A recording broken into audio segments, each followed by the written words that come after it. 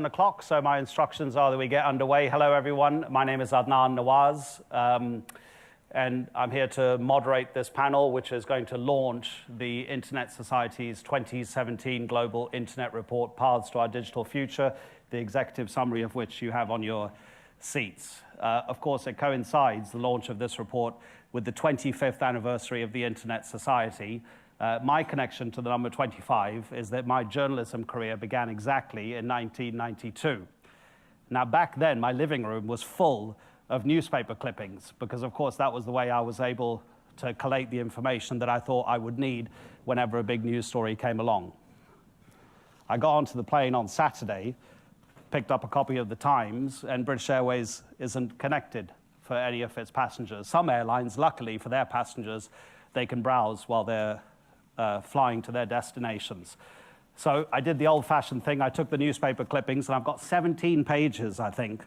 And rather than bring the whole newspaper, and rather than show you the headline on these individual pages, let me just quickly go through it, okay, because it tells its own story.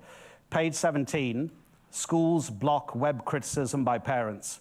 These are all the headlines. Page 20, data of up to 400,000 Britons stolen in US hack. That was the Equifax hack.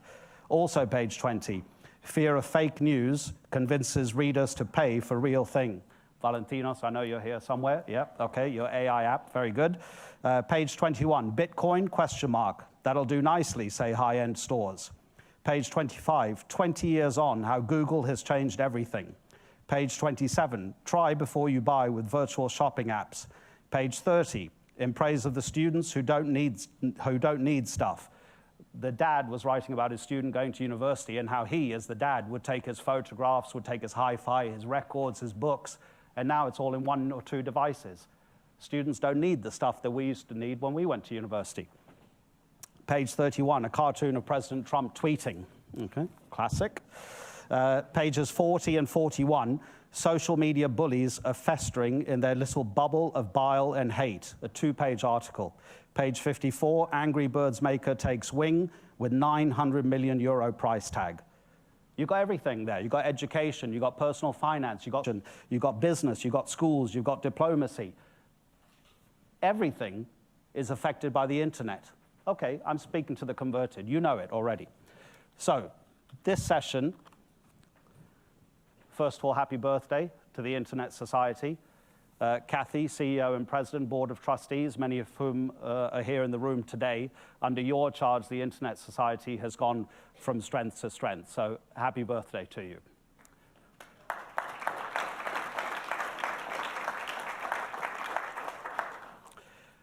Let's tell you about the mechanics, the working of the report. Of all the reports that the Internet Society has published, this is undoubtedly the most far-reaching because it was for more than a year that people, thousands of people from more than 100 countries were contacted for their opinions and their analyses about what they thought was going to happen to the internet of the future and how they could affect change in that future.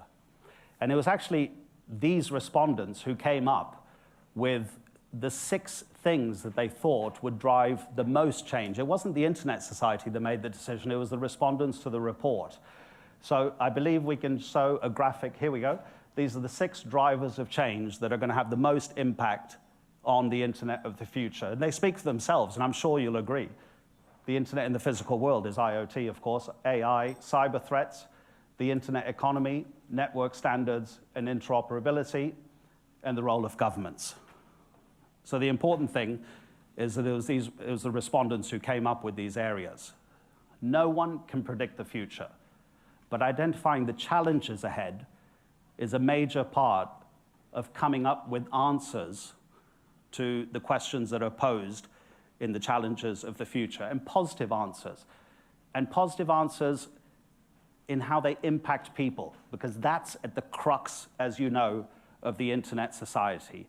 And it's its entire mission. The questions the Internet Society keeps asking is, how are people affected by the internet? What can it do for the user? And there, we come to the areas of impact, how these drivers of change impact upon people. So the areas of impact that were produced again by respondents: personal freedoms and rights, digital divides, media and society. And I would almost put here culture as well, media, culture, and society. So we're going to try to cover all 9 of these fields. You'll see how they kind of flow into each other, because every driver of change affects every area of impact. You know, is government policy increasingly curtailing our online rights? Is the IoT creating a new digital divide? So there's a lot of cross-fertilization in these topics. And I also should mention, because now when we show you our first video, for those of you watching the live stream, you may not see the pictures in the video as clearly as you'd like, but now, just as we began this session, the online report went live on the website. So you can see it all on the website. Every video we show you here today, and many more, are all included in the online report. So first, let's have an introduction to the entire report with this short video.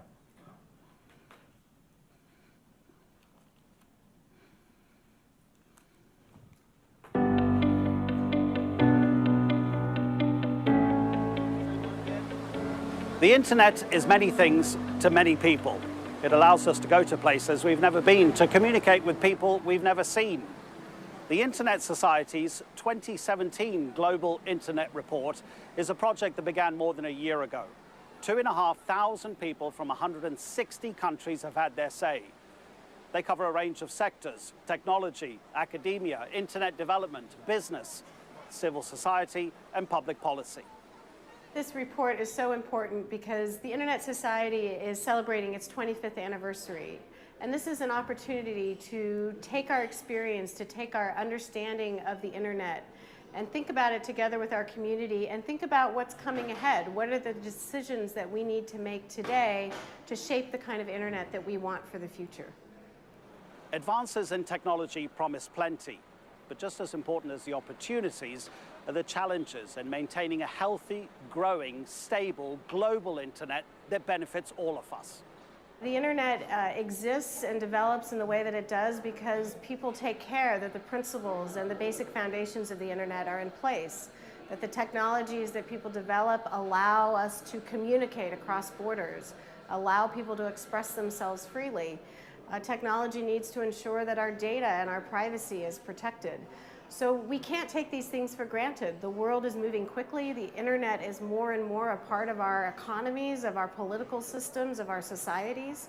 And if we care about values like openness or human rights and free expression, we cannot take those things for granted today if we want the internet of the future for tomorrow. So that's a very general introduction, and of course the report then goes into more specifics, and in your executive summary are included the top 10 recommendations made by the Internet Society for the future internet. And you saw Sally there in that video, so let me just introduce the panel to you. And we decided that I would make the introductions because we believe these 4 people are too modest to tell their entire stories, but I'll do it as quickly as I can. So Sally Wentworth is the Vice President of Global Policy at the Internet Society. She's a former Principal Policy Advisor on Internet issues at the US State Department, also former Assistant Director for Telecoms and Information Policy in the Office of Science and Technology at the White House. Dr. Leonard Kleinrock, who you have all already met over the course of yesterday's dinner and today, he's known as one of the founding fathers of the Internet, a distinguished professor just across the road at UCLA School of Engineering and Applied Science.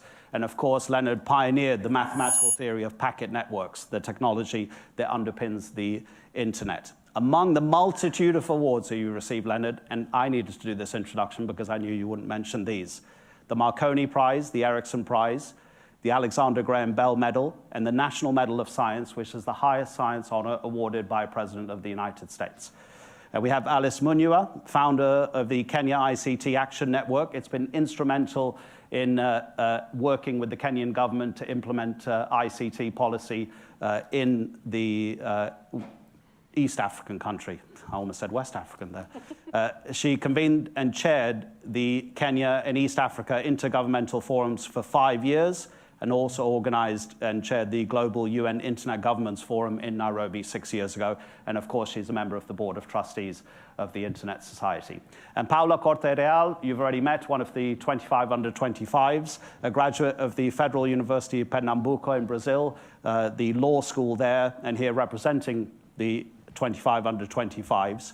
The people who make up this group, of course, as you know, being celebrated at the gathering this week because they're helping shape the internet of the future and using it for good, which is exactly what Paula is doing. In the biographies, you'll see that you work with the Youth Organization Project in Brazil, amongst others, and she's a member of the Brazilian Bar Association's Commission on Information Technology Law. So these are our 4 panelists. I'll just start with a general question, then we'll show you another video.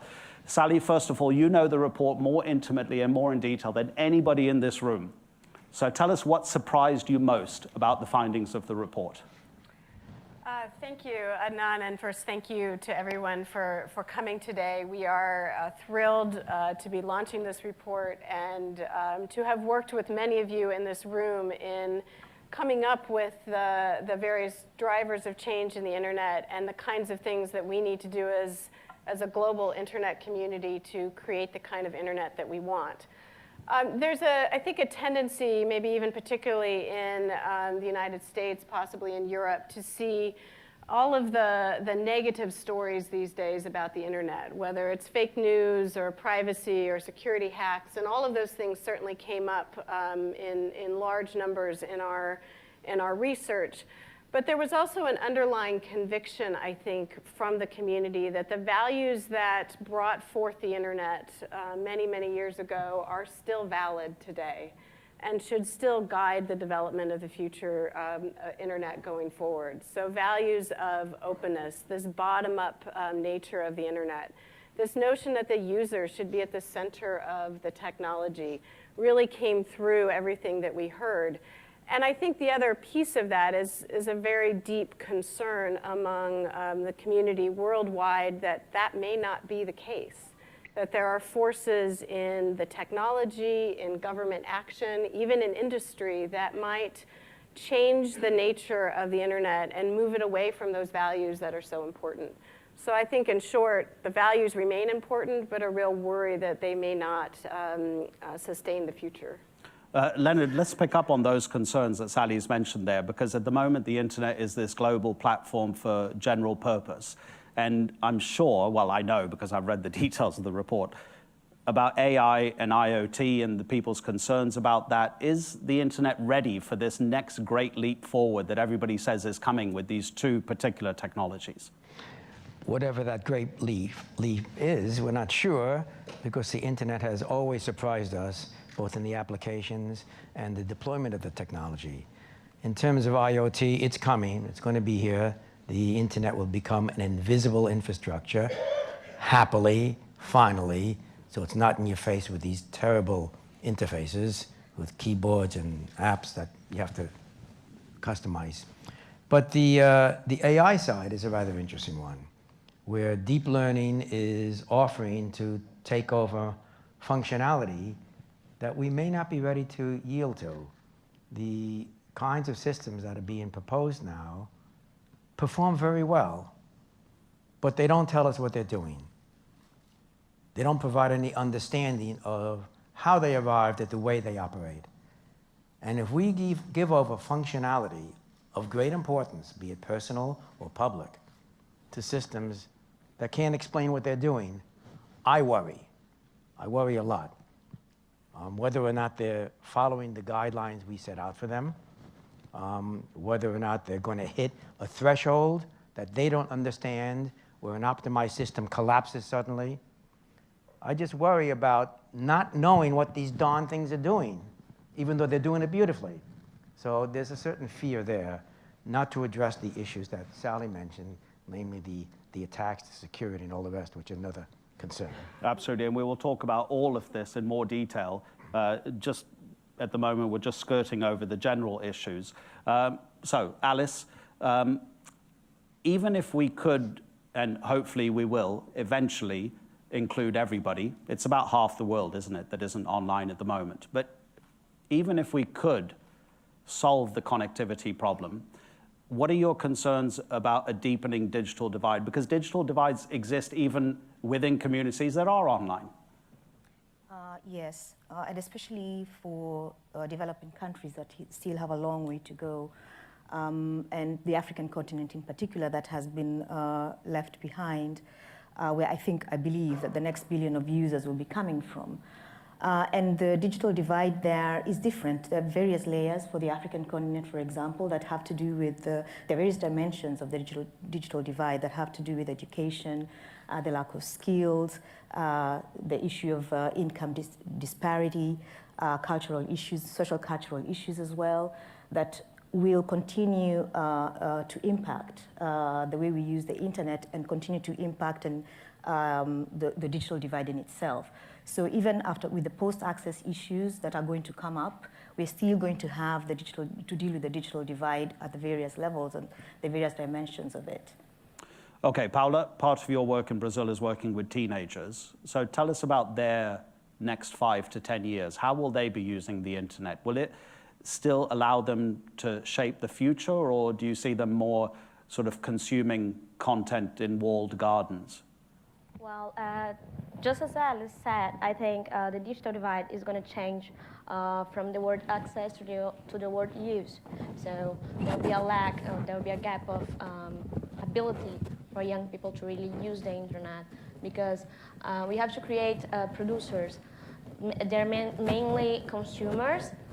We see young people consuming information and using the internet, and they don't really see how can they use that tool for good, like to improve their lives, to change their lives, that goes beyond that, beyond their use. So we really need to empower the people for them to know how to use the internet, how to really produce, how to be creators, how to actually participate of society. So I think we're gonna go, like, we have a huge path to follow, we have a lot of things to pursue, but I think we're gonna go in a positive outcome is gonna turn out. Okay, we're gonna be on stage for another 50 minutes, so is there a technical issue that we need to address here? Is Paula's hair go, oh, it's your medal. It's your 25 under 25 medal. Yeah, people are watching in the live stream as well, so I tell you what, maybe just put it to the side, or, you know, because we wanna be able to hear you properly. Okay, great. That's Excellent. That's better. Okay, yeah. Wonderful. Okay, so we asked the respondents very specific questions about the drivers of change, about the areas of impact. You'll see the choicest and most pertinent cross-section of the replies in videos that are embedded in the report. But we also asked a very general question, which was, what are your hopes and fears for the future internet? And we distilled the answers into this final video that you'll also see in the online report, but let's watch it here now.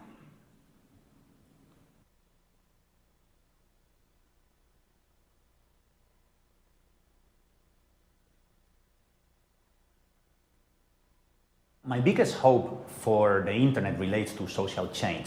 Having a society that is fully connected, with everyone having access to the internet, will get better education, better people, and at the end of the day, a better economic growth and a better society. My fear is that internet could serve as a tool to restrict the freedom and the democracy in the societies through a governmental control. My biggest fear for the future of internet is surveillance and blocking shutdown practices, because probably with the development of the Internet of Things, we may go too far and may not know what are the limits at which we should stop. We have many people to be connected online in the next few years. Of course, the confidence of users to use our internet services is quite important for us. My hope for the internet, especially coming from the Africa region, is that the internet becomes an enabler of our social economic development. And more to that, I would like to see and be able to contribute to ensuring that we are connecting African citizens so that they're able to use the internet to enable their own, not just social economic development, but also political and cultural expression. My biggest fear is the growing power of very few corporations are taking in the internet ecosystem. My biggest fear is that the gap between countries, between the rich and the poor, will increase. The gap between those who are connected and those who are not connected will increase. The gap between incomes of those who are connected versus those who are not connected will increase. The gap between those who are educated and prepared for the digital era will increase with those who are left behind. I can't really read into the crystal ball and tell you the internet will only be positive. But everything humans have introduced over the last 2,015, 20,000 years, in the end, it has always benefited the social and societal evolution. I think we should include the youth into every process so that the youth can understand the whole ecosystem of internet and see unlimited opportunities, and also feel the responsibility to protect the general principles of the internet so that the internet can thrive. As many people get online, as we have many people using gadgets and going online, there's a lot of fear in terms of security and privacy. Many people do not think about it, especially in rural areas where we see many people starting to use the internet. They're very excited about the internet, but they do not know about the fears that the internet also brings. I'm sure there have been a lot of you nodding, because that is really just the perfect cross-section of both hopes and fears for the future internet. And Sally, you talked about people's concerns. Quite a few of them were expressed there. The concerns that people's online freedoms, their online rights, are going to be negatively affected in the internet of the future, the possibility that IoT and AI could lead to increasing surveillance, the increasing prevalence and sophisticated nature of cyber attacks. There are so many interested parties. You know as well as I do, it's government, it's private corporations, it's organizations like the internet, it's users. So many people have an interest in the decision making. How do you make sure, or how can it possibly be that all these different interests could find a common solution? Well, I think we draw inspiration from how the internet itself was developed, and it is continuing to be developed. There is a tremendous amount of effort by technical, commercial, government, civil society people developing the internet at a technical level, and also the policies around it every day. And so I think we have to drive some inspiration from that model and from that approach. It is certainly our view, and I think the experience of the internet brings this out, that the more you can bring expertise and stakeholders around the table to solve hard problems, the more robust and sustainable the solutions will be.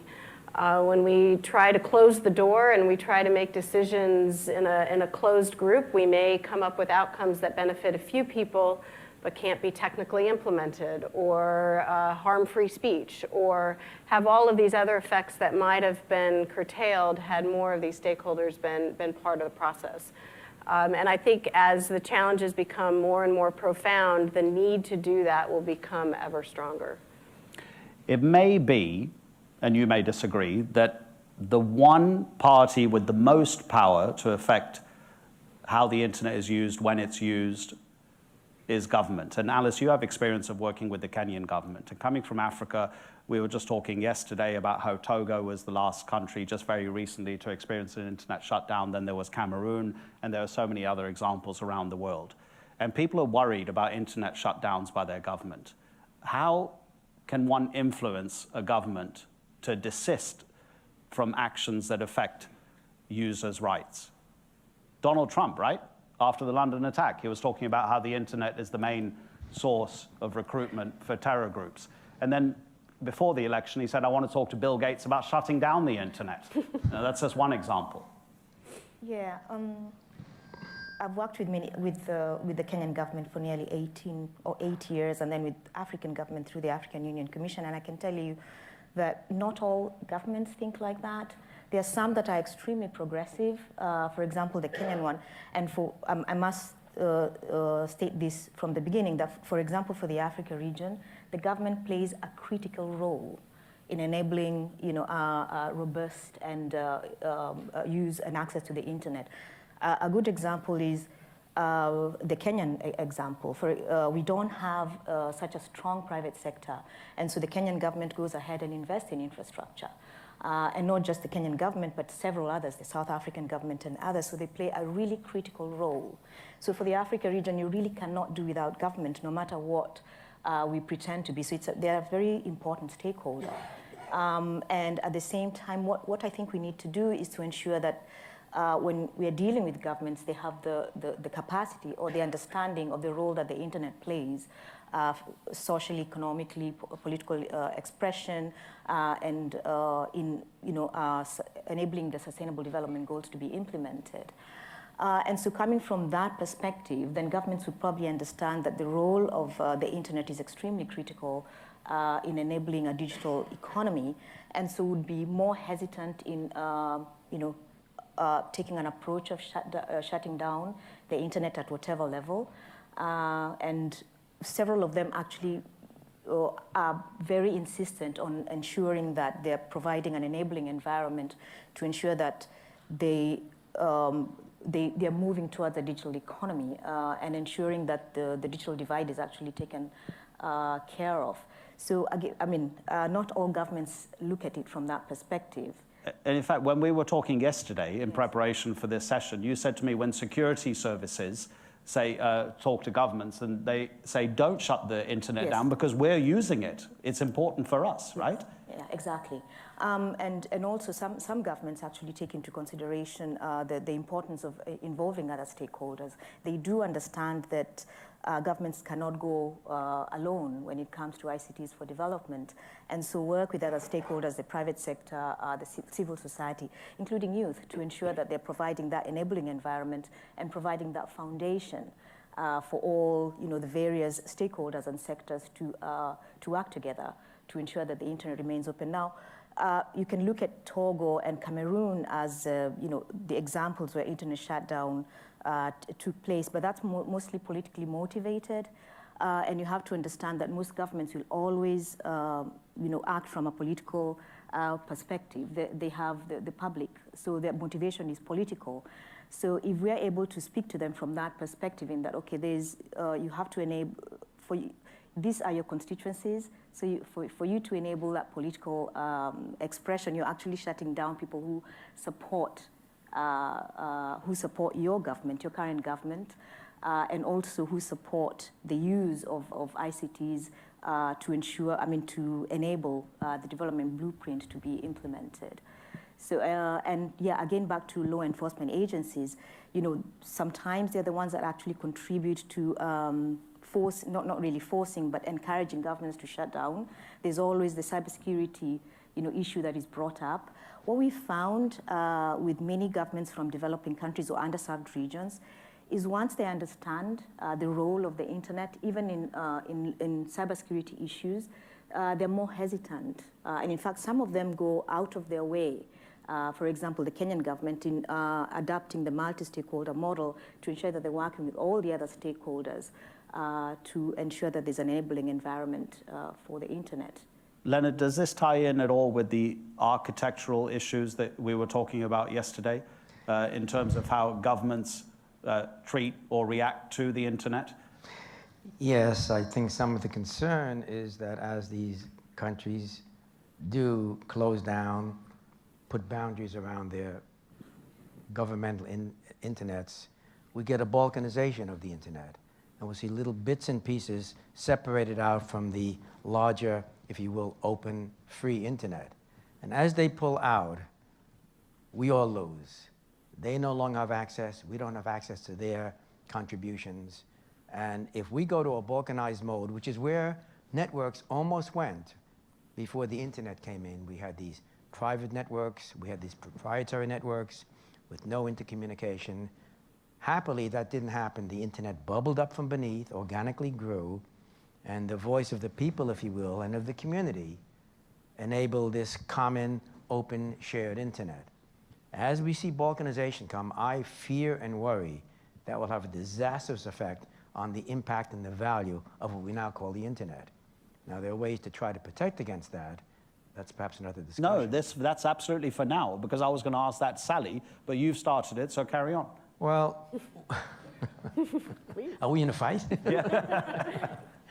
So one of the big concerns is security, cybersecurity and surveillance and all the rest. So one answer is encryption. And encryption is a partial solution.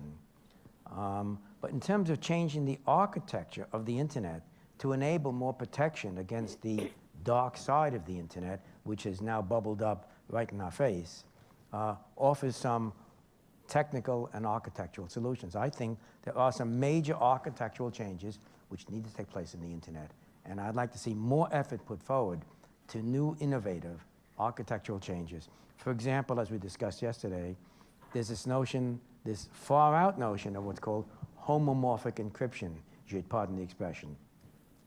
It basically says that we can encrypt our data, encrypt our programs, and have those encrypted programs process the encrypted data without ever decrypting the data, so no one can read it while it's being processed. Now that's a far off idea, it's being researched, there are some potential breakthroughs coming through. But even if we get there and we protect the internet, the trouble is on a topic you mentioned a moment ago, the edge, where the Internet of Things is just moving ahead in a boundless fashion. This unprotected edge where the users and the devices, those devices put together by a small company thrown on your wall with a camera, with a microphone, with access to the internet in a typically unprotected, insecure fashion. That's where the penetrations will take place. So even if we get this architectural change in the internet, we'll still have that problem. And that's not being addressed properly at all. We talked about IoT being a concern. Yes, it is. Well, what body, what organization is going to say that small company X putting out this device in my wall, you'd better have this kind of protection built in or you can't install it? That's a little heavy-handed. So we're facing that kind of technical, social, political issue here. Sally, anything to say about how to prevent governments from balkanizing the internet, from it becoming fragmented? Because as individuals, users don't have that power, surely. Well, I think this was a concern that came through loud and clear, that this is, people fear this is the direction we're going. And yes, there's a potential for government action to lead us down that road, and particularly under the guise of security, but sometimes under the guise of economic protection, wanting to protect particular industries, wanting to protect their markets from globalization. And we see that happening more and more, I think, in the last year, 18 months. And that's, I think, something that I think governments feel under enormous pressure to do something. There are these cyber threats out there. Cybersecurity feels daunting to the average user. We read about attacks, data breaches, all the rest, and governments feel like they need to do something. And in the absence of progress or things that they can latch onto in terms of technology, I think the policy solutions will start to be increasingly heavy-handed. Yeah. I think the other thing we have to focus on as well, though, is this notion of commercial fragmentation. Are we going to see a move into the quote-unquote walled gardens through a commercial lens where, and this is also something we saw in the IoT discussion as well, are people going to be locked into device worlds or types of devices and objects that lock them into a particular environment that doesn't communicate outside? But then finally, to Len's point, I mean, the issues of IoT security are obviously profound. They increase the threat landscape enormously, the amount of data being generated, the amount of data being analyzed, and the amount of data about all of us personally that is now available to be used, to be looked at with or without our consent, with or without our knowledge. And I think many people that we spoke to in this report feel like it's kind of the wild, wild west out there right now, and that there's a real need to act urgently in that regard if we're going to deal with these other cyber threats. Okay, Paula, tell us about your experience. We're going to move it on now to your experience with the teenagers in Brazil, because again, in the reports, people spoke about their concerns that internet technology, artificial intelligence can promote an echo chamber, filtering news to you that only fits your viewpoint of the world. And then, of course, there's the fake news. As a journalist, I just can't trust what I see anymore. On my Twitter timeline or wherever it is, I have to cross-reference it twice, minimum twice, to believe. One of my very good friends who's a journalist in Turkey, he's a British guy, he retweeted something that he thought was from Donald Trump. And the thing that fooled him was the Twitter account that it was posted from was @RealDonaldTumper, not Trump. And I messaged him on WhatsApp. I said, you have to take that down. It's fake. But OK, tell us about whether you see the internet affecting these teenagers' view of the world. Well, first of all, you talk about echo chambers. This is really related with the filter bubble that we live in, especially when people use like social networks as their primary source for information. So that's pretty much a concern because their views are strictly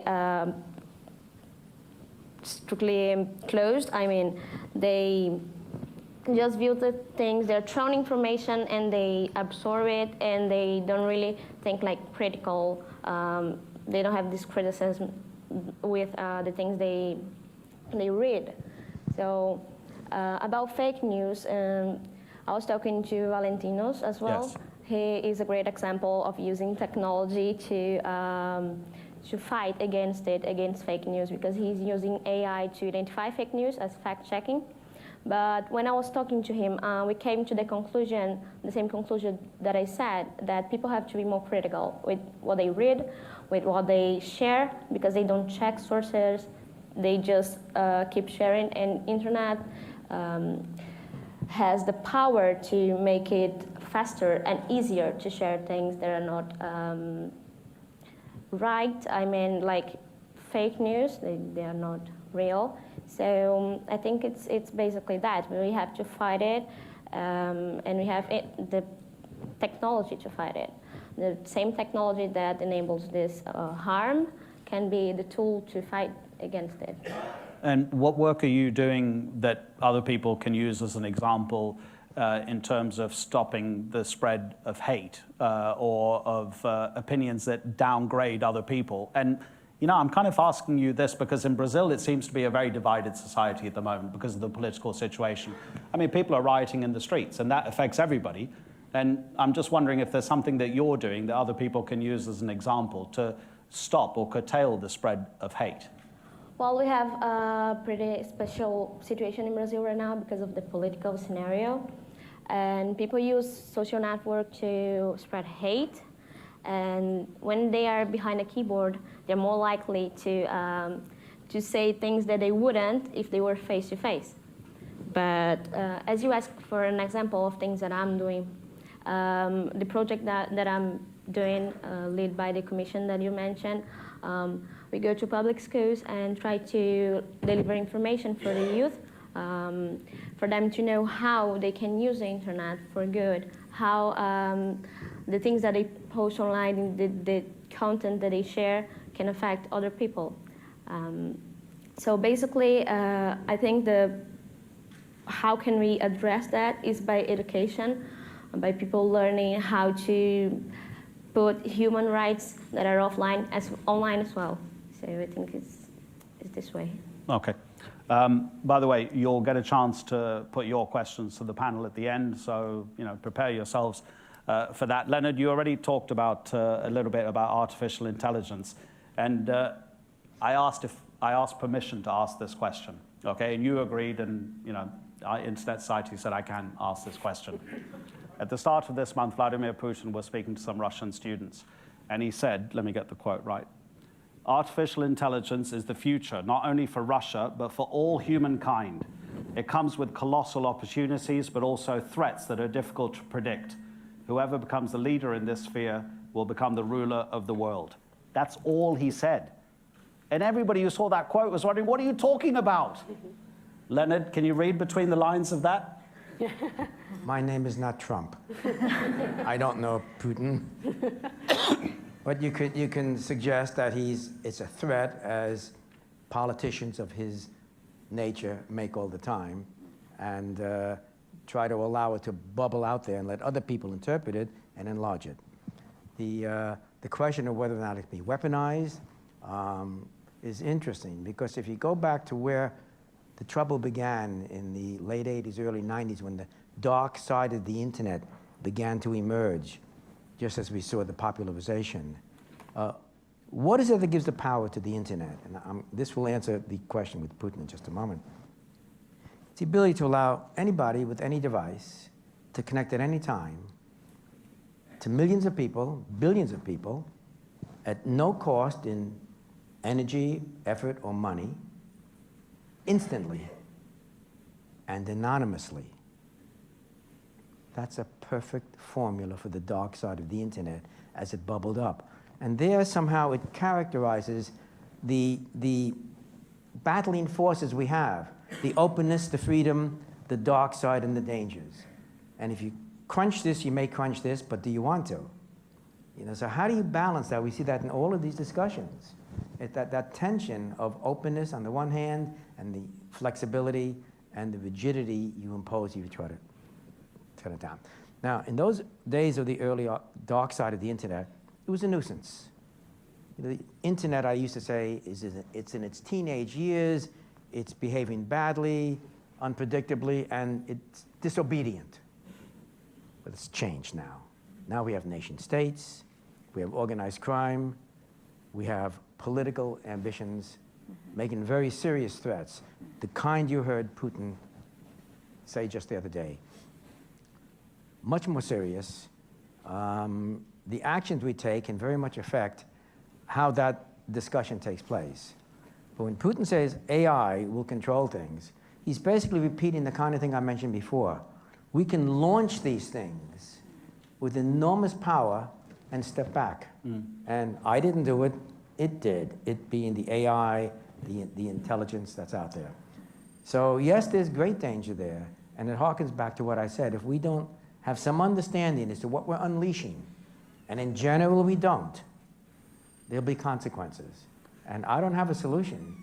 The only thing I can respond is that the internet has continuously surprised us, not so much with the technology. We see the technology path very clearly. With the applications, the uses, the abuses, if you will.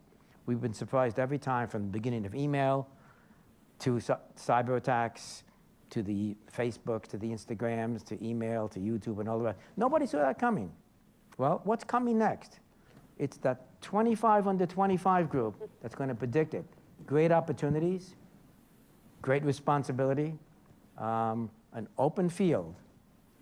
So to try to predict where it's going to go, and how these powerful tools we're enabling and unleashing will move is awfully hard. So the answer to you is, I don't know. Sure, absolutely. That's why everybody wanted him to expand on that. Maybe we're scared of the answer. Sally, are you nodding because you want to say something about this? Well, I think just to build on that, you know, this notion of how artificial intelligence will unfold came up, again, quite a bit in the report. One of the Internet Hall of Fame individuals, and I won't get the quote exactly right, he says, you have all of these hosts of decisions that are being made by entities I can't see, outcomes that are supposedly for my benefit, and I have no idea what's going on. And that's positively terrifying. I think that was his quote. And that, you know, those kinds of decisions are going to start affecting every aspect of our lives. And I think to the point that you were making, a number of the researchers and really advanced thinkers in the AI space have come together with a declaration saying there must be ethical considerations at the heart of the design and the deployment of artificial intelligence. And I think that's something that we grabbed onto very strongly in this report, that there's a sense that technology can move so much farther ahead of humanity's ability to manage it, to use it in ways that are good for society and fulfill the visions that the earlier founders had. And so I think that's something that came through very, very strongly, this notion of ethical design, this notion of humanity being in the driver's seat, because the implications really are profound. They could be frightening. They could also be incredible for humankind. Yes, absolutely. And one respondent who told us that it's imperative that the biases of the human that programs the artificial intelligence application is not transmitted to that application itself. That's going to be absolutely critical as well. Alice, is IoT and artificial intelligence only going to increase the digital divide that exists between the developed and the developing world? There must be great fears of that, I presume. Yes, I believe so. And I think all indications point to that, really. If we haven't been able to deal with the current digital divide, with the state of the current internet as it is, then how are we going to deal with it with AI and IoT? And especially taking into consideration that we still don't have the infrastructure in place. We still don't have universal affordable access in place. And as they've mentioned, technology is moving so fast that most of us are not able to even keep in touch with the current developments in terms of addressing the current digital divide. So it'll definitely increase it and widen it. And yet the irony is that you could argue that actually the Internet of Things will benefit the developing world more than anybody else. Something like 95% of the world's water is used in agriculture. There are IoT devices that are now telling the farmer where to put the water because that's where the land is going to produce the best results. So the decision making, is it already in place by governments that you've worked with or that you know of that are going to embrace IoT as soon as it becomes affordable to them? Or are they thinking, you know what, we've got more pressing human needs. We've got education needs, we've got housing needs, we've got healthcare needs. And that's probably where we should be focusing, because I'll give you an example what we did in Kenya that may be able to point to how we're working with this. For example, the Kenyan government was very progressive during the last one and went ahead and launched the open data project, and it was really the first in Africa. But what we had not foreseen, because I was a member of the government then, was it was like, I use this analogy, building a library, but nobody can read. So what we hadn't done is provided all the foundation, the skills, education to use this library, but we provided it and nobody could use it.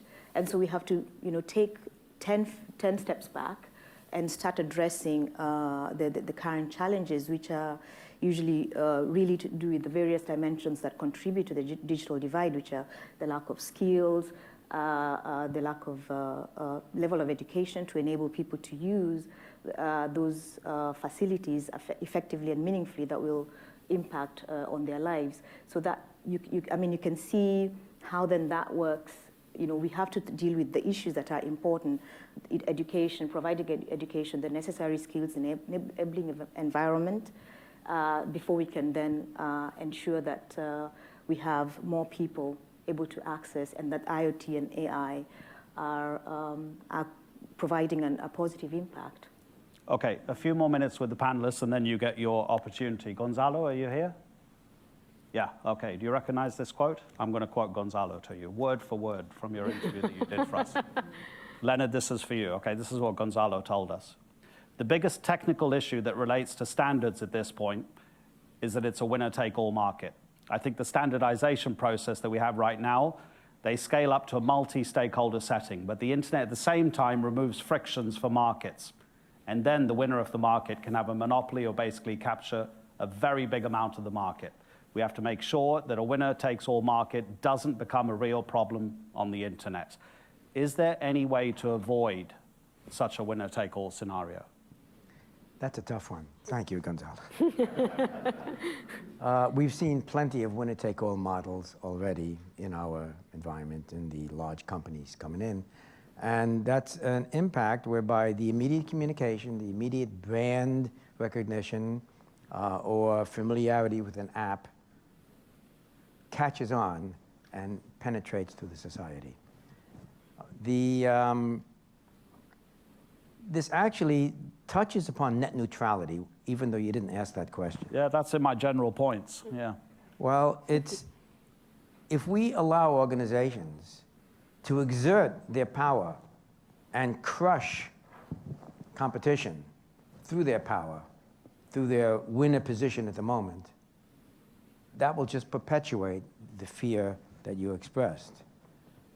The whole notion of the innovator's dilemma, if you're familiar with that, where these new companies come along and challenge an established entity, be it an IBM or whatever, by taking advantage of the low margin side of their market, so they don't care. But as they move up the food chain, they have a lot of acceleration and a lot of capability and a lot of efficiency, and these larger corporations can't maneuver quickly enough to compete against that thrust. That innovator's dilemma, if you will, a wonderful book by Clay Christensen, has enormous power to try to break up some of those winner-take-all situations. But if they're suppressed and they can't express and expose and deploy what they have, and they can be crushed by the powers before they get moving, that will just perpetuate this problem. So who makes sure that they don't get crushed? Well, if you give the power to an organization to give preference to the winners in the use of their technology, preferential pricing, preferential treatment, preferential access. It's those large organizations, it's not the ones that are dominating, but the ones that are supporting them in the way they reach the public, the way they deploy, the way they move around.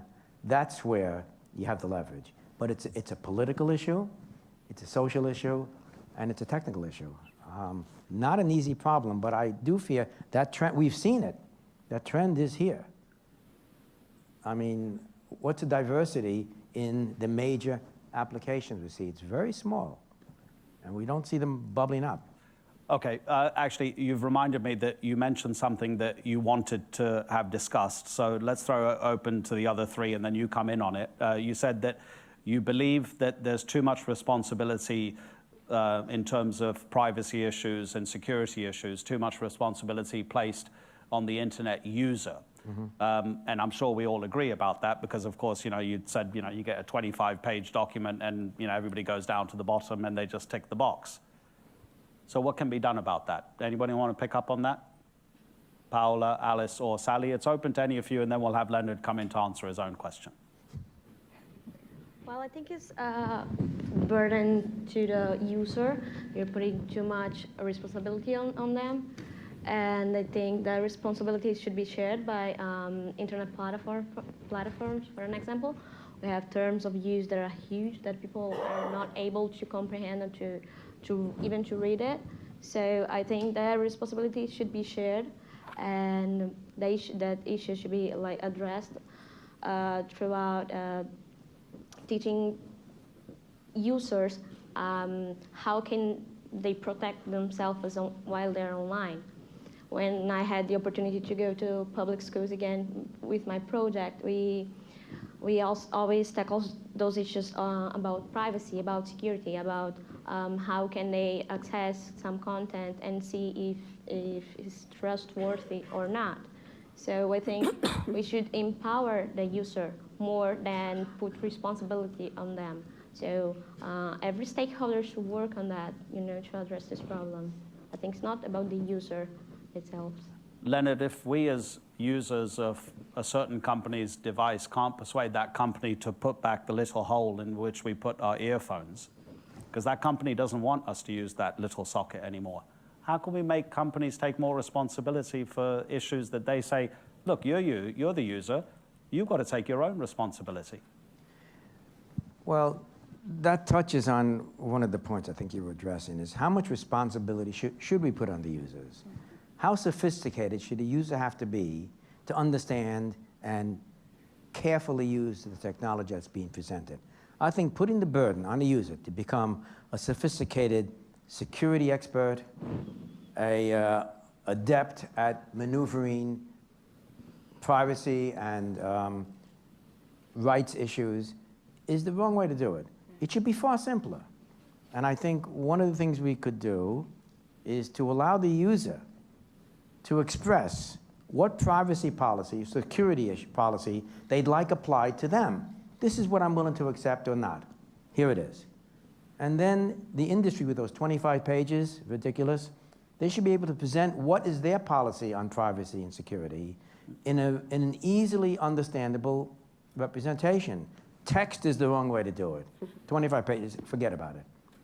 Graphically, there are ways they can express how much effort they put in attacking a certain aspect of your privacy, less on this, more on this. There are diagrams that will represent it immediately. We're great at pattern recognition. Say, oh, that sort of matches what I want. Now, typically what I'd express will not match what's being presented. But at least it's a start. At least we know. And then I can choose, no, I don't like this representation. That vendor has something more adaptable to what I like. And it'll allow a simple representation by the user to be read against a simple representation by the vendor. But will we get that? I don't know. Okay, so I'm opening the floor to you. Alessandro's waving the microphone. Before we get the first question from the floor, Sally, let's finish this little bit where we started. What does the report tell us about ISOC's mission, the Internet Society's mission going forward? Are we properly prepared for what we believe is coming?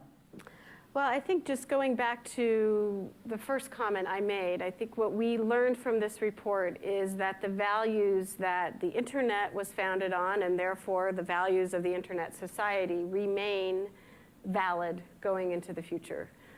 So the need for an open Internet, the need for a user-centric Internet that protects people's privacy, that empowers them, not disempowers them.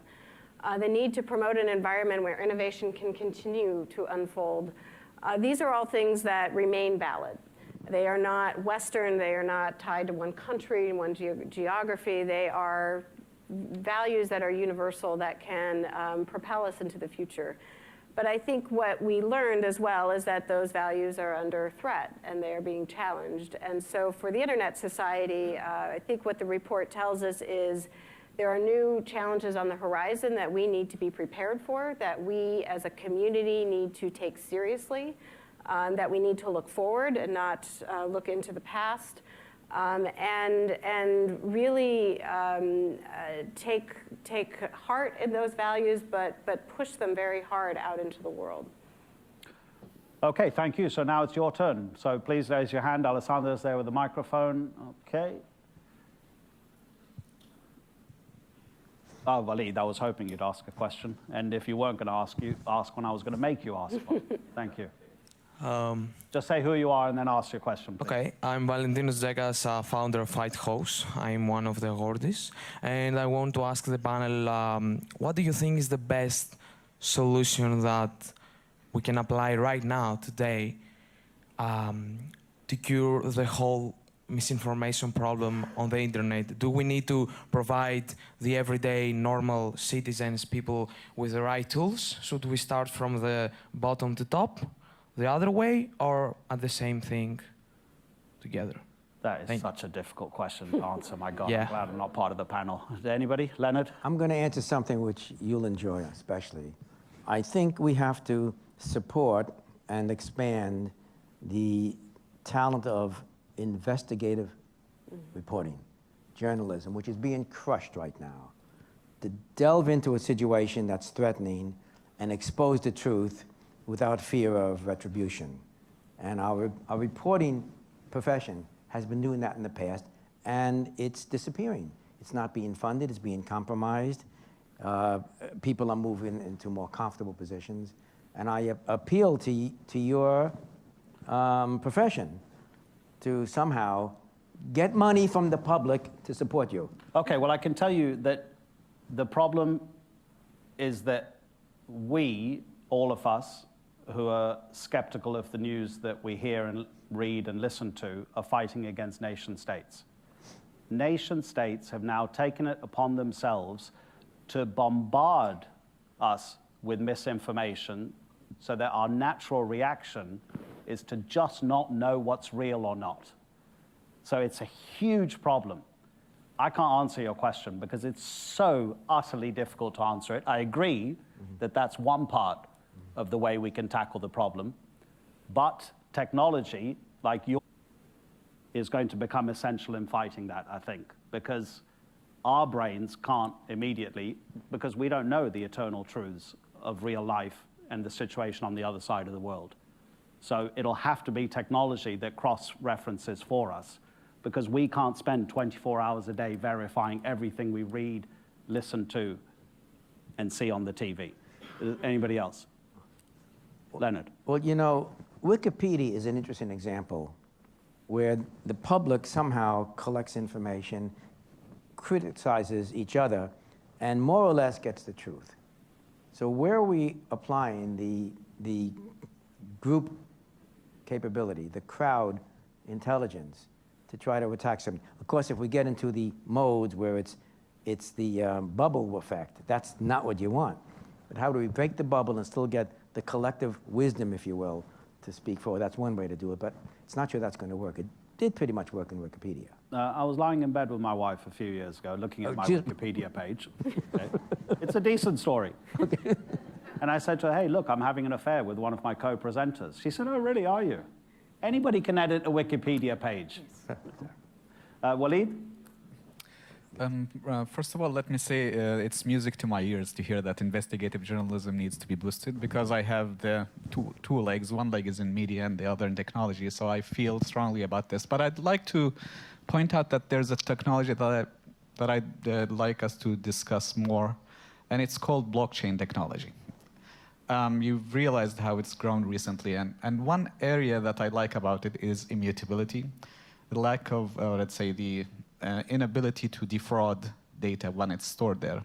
So what do you think the future holds with blockchain technology, both in terms of data protection, privacy, censorship, circumvention, or let's say immunity to censorship, and other aspects, particularly that it's driving now the e-commerce in some parts of the world, not necessarily in everywhere, but it's beginning to create a disruptive reality on top of the internet. So where do you see the future heading in that sense? Thank you. Leonard, that's got to be for you, because the article I see most commonly published as far as blockchain is concerned is simply blockchain explained. A lot of people are struggling to understand exactly what blockchain is, but evangelicals like Waleed, and I've met a few, they say it's absolutely the future and it will resolve almost every problem that is presented to people who are looking to solve the world's problems. You've just given it the best discretization that you could. Yes. However, I agree blockchain has an enormous potential. The immutability is very important. And it also has the crowd mentality, redundancy, robustness. One indication that it has potential to really succeed is the fact that the criminal element and the anonymous element has been pushing it. Most good technologies begin with pornography or criminal actions. So there's a good indicator there. But I agree, blockchain, but trouble is it's full of puff and deception at this point. Things are coming out there which are failing, but there's been enough of a what should I say, thrust in this field. People are willing to accept this concept of cryptocurrency with no immediate value, and suddenly it has value. And then the value follows. In fact, it actually does have real value. So I think there's enormous potential there. The ability to get around the middleman that sucks the juice out of a transaction is one of its strong powers. The particular mining technologies may have to change. Some of them are very cumbersome and very costly. There are approaches, you probably know, where there's simpler ways to keep the records and the ledgers correct. So I'm very optimistic about it, although it has yet to be accepted by the public as, what shall I say, legitimate. Okay, we have about 10 minutes, yep. Right, all this side of the room. Yeah. Hey, hello everyone. I am Aka from Cameroon, a 2525 as well. So my question is going to revolve around the digital divide, or the gap between those who are learned or unlearned and those who already have quite sound knowledge of the evolving digital world.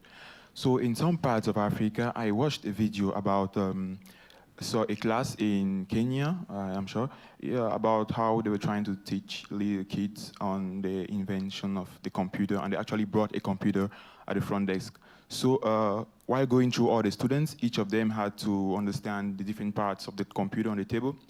And they arrived to one little child. She was like afraid to even go close to any of those parts. She literally screamed the entire campus. Really scared, like there was some monster in front of her. So that kind of literacy level is really difficult to actually overcome. So I want to know the different techniques the Internet Society as a pioneer or spearheading organization is doing towards these types of communities. Well, it didn't happen to me because I think I was really conscious. And like I shared my story yesterday, my first computer at 11, which is pretty much a young age for people of Cameroon to actually get a PC. I didn't have much of a trouble because I was passionate and excited, always going towards it. But there's, again, these types of people who really are seeing these computers as monsters, and that's going to create a huge digital divide, given that the advancement of technology is really exponential and their education is barely arithmetical. So these different rates of progression of these two fields is a problem. So let the Internet Society try to see more on how these types of people can be waken up to technology. Okay, Sally, that's one for you and one for your member of the Board of Trustees. Who wants to go first? Sure. Go ahead. I think you touch on something that I know we feel very strongly about at the Internet Society, which is that the Internet should be for everyone.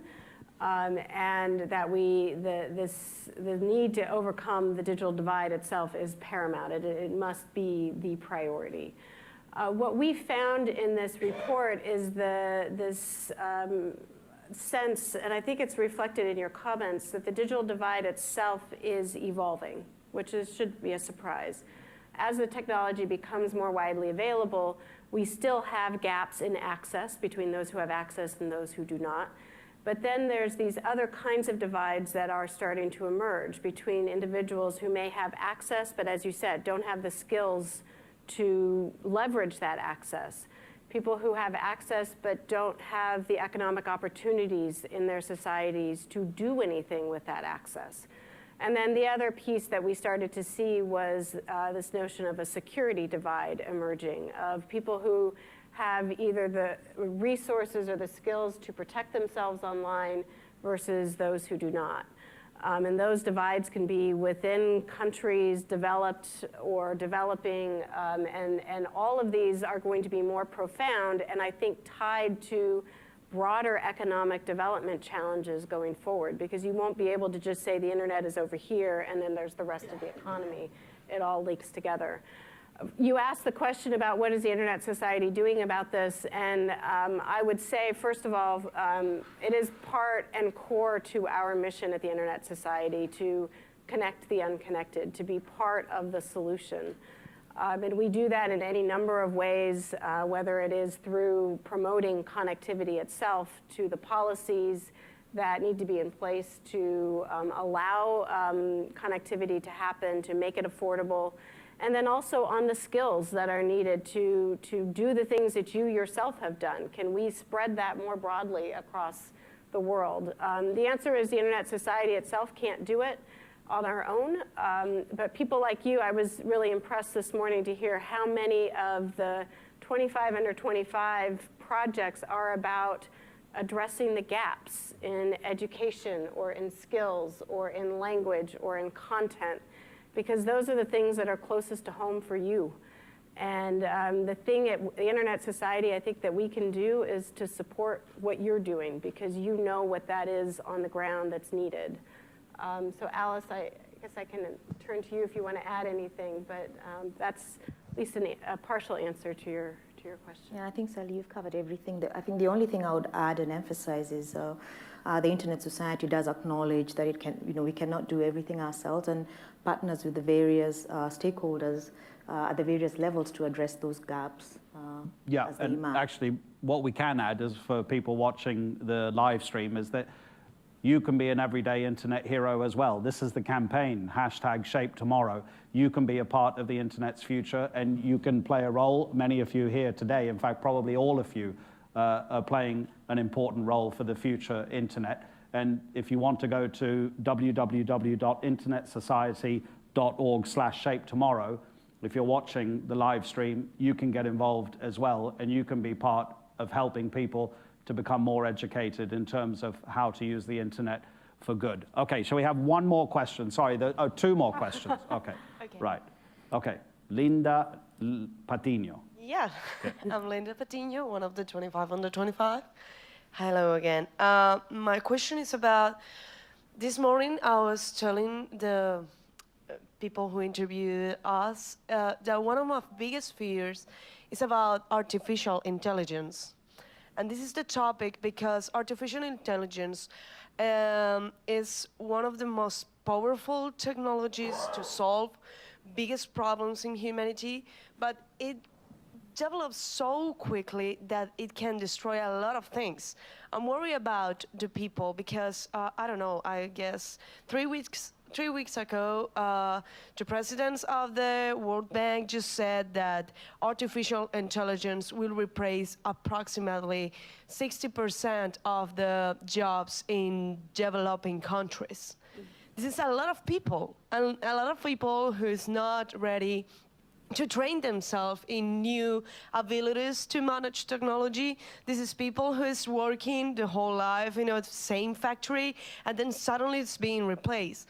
I'm scared of them, but I'm also interested on knowing what ISAC is doing on artificial intelligence. How can we help, and if there's any focus group talking about this, because I will gladly be part of it, because it's a huge challenge for the next 25 years ahead. Okay, thank you. Another one for you, Sally. Another one for me. Thank you for that. I think you've touched on something that we heard over and over, and many of us feel very profoundly, this fear, this concern about whether this technology is going to make our lives better or whether it's going to literally pull the rug out from under people. And I think the sense that we got was we're not, maybe as a society, we're not ready for this. We are facing what people have described as the next industrial revolution that's going to happen very quickly. And it is imperative, I think, that societies around the world start focusing on this today. There is skills development, education systems have to be thinking about this now. We all have to look at this for our children and for individuals in the market today. And I don't think there's an easy solution. I would be delighted if you wanted to start a group within the Internet Society to think and talk about these issues. There are ways to do that. This is something that I think is now increasingly on our radar screen as one of the implications we all have to collectively think about. And what we're seeing, I think, in the policy space for sure is a sense that governments see this coming. Some of them do. They don't know what to do. And there is this tendency when they don't know what to do to try to put on the brakes and say, you know what, we don't know what to do. We need to stop this. We need to put rules in place to slow down the technology. And that rarely works. So I think we need to find a different way forward. I don't think there's an easy answer, but it's, I think, a crucial question. Yeah, absolutely. Okay, final one. Alessandra, sorry, guys.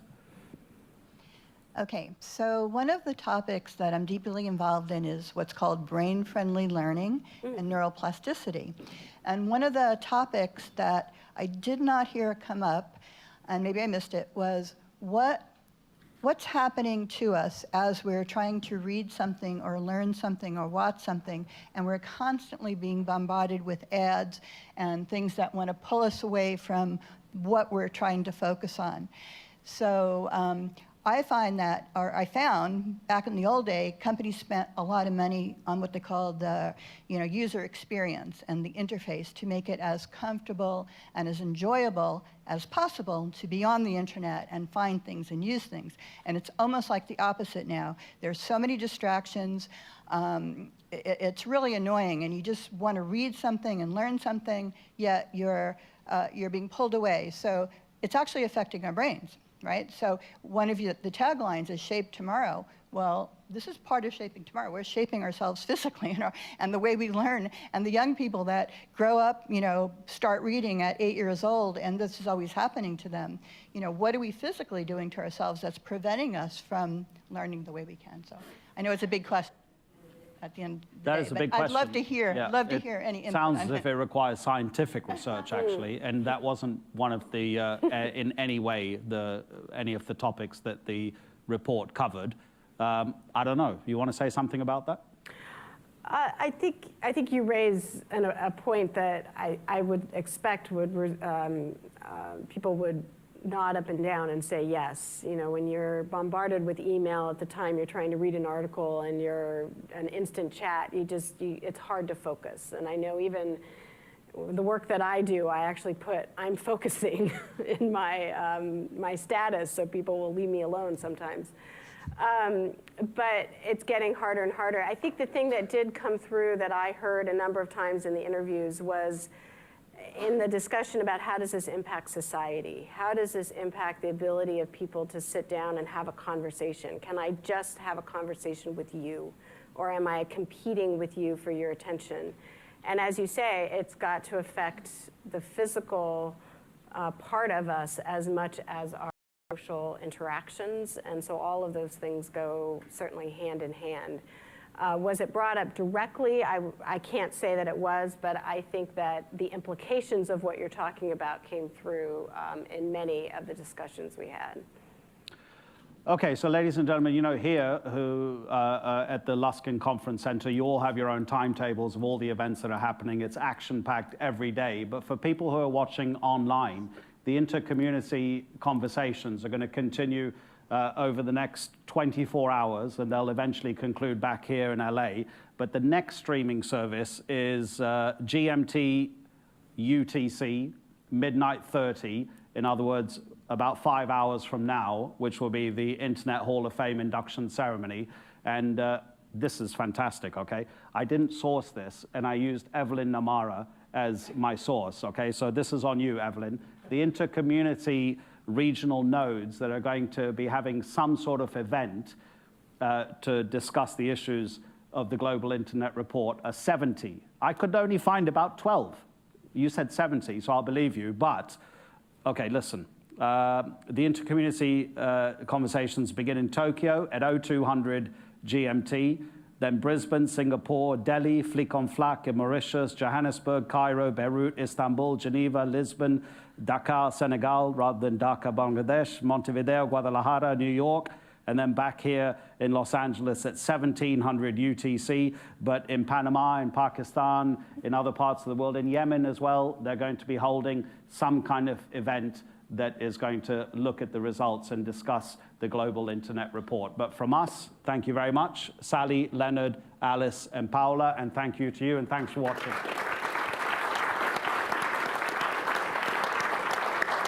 Thanks, Paula. Thanks a lot. Thanks.